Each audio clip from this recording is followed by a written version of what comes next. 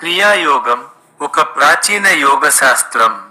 ఇది ఇటీవల కాలంలో మహాయోగి మహావతార్ బాబాజీ శిష్యుడు లాహిరి మహాశయుల ద్వారా పునరుద్ధరింపబడి, పరమహంస యోగానంద రాసిన ఒక యోగి ఆత్మకథ ద్వారా లోకంలో వెలుగులోకి వచ్చింది.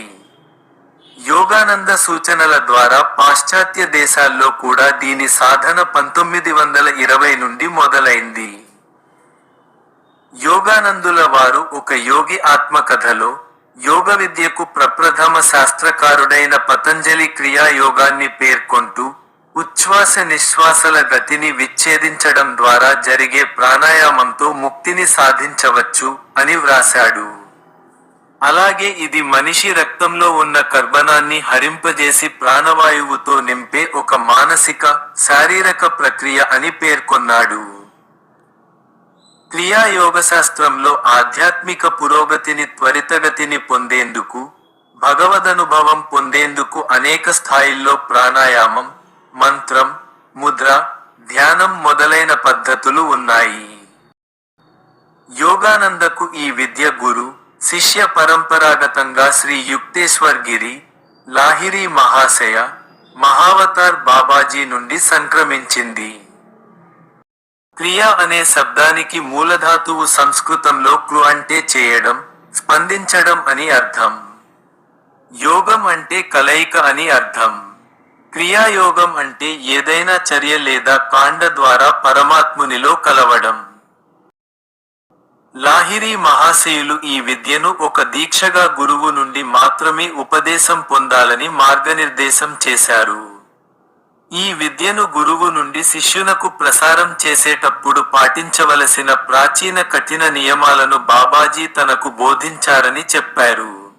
యోగానందులు వ్రాసిన భగవద్గీత భాష్యంలో, ఈ క్రియాయోగాన్ని మొట్టమొదట మనువుకు ఇవ్వబడినట్లు, ఆయన నుండి జనకుడు, తదితర మహాయోగులకు ఇవ్వబడింది. ఈ విద్య పురాతన కాలంలో సుప్రసిద్ధమని, కానీ కాలక్రమేణా పురోహితుల గోప్య ప్రవృత్తి వల్ల, మానవుని ఉపేక్ష వల్ల అందుబాటులో లేకుండా పోయిందని ఆయన చెప్పారు. శ్రీకృష్ణుడు భగవద్గీతలో దీన్ని ఇలా ప్రస్తావించినట్లు చెప్పారు: పీల్చే గాలిని విడిచే గాలిలో వేల్చి, విడిచే గాలిని పీల్చే గాలిలో వేల్చి, రెండు శ్వాసల్ని యోగి తటస్థీకరిస్తున్నాడు. ఆ ప్రకారంగా అతడు ప్రాణాన్ని గుండె నుంచి విడుదల చేసి, ప్రాణశక్తిని తన అదుపులో ఉంచుకుంటాడు. నాశరహితమైన ఈ యోగాన్ని, వెనుకటి ఒక యుగంలో, ప్రాచీన జ్ఞాని అయిన వివస్వతునికి ఉపదేశించింది నేనే అని అన్నప్పుడు కృష్ణుడు క్రియాయోగాన్నే పేర్కొన్నట్లు యోగానందులు చెప్పారు. వైవస్వతుడు దీన్ని మనువుకు, మనువు సూర్యవంశస్థుడైన ఇక్ష్వాకునకు అందించినట్లు చెప్పారు. ఇటీవల చరిత్ర. లాహిరి మహాశయులు 1861లో బాబాజీ నుంచి దీక్షను పొందడం ఒక యోగి ఆత్మకథలో వివరించబడియున్నది.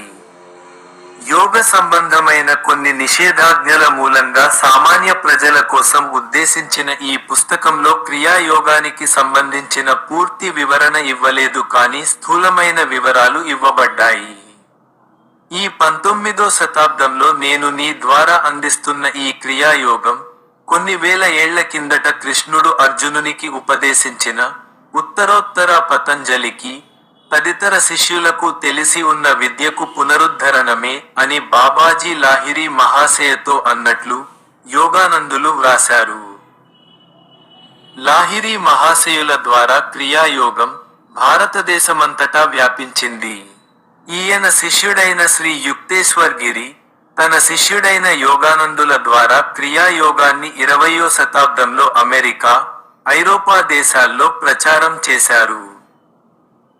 లాహిరి మహాశయుల భక్తుల్లో ఆయన కొడుకులైన డుకౌరి లాహిరి, టింకౌరి లాహిరి, ఇతర శిష్యులైన శ్రీ యుక్తేశ్వర్ గిరి, పంచానంద్ భట్టాచార్య, స్వామి ప్రణవానంద, కేవలానంద మొదలైన వారెందరో ఉన్నారు.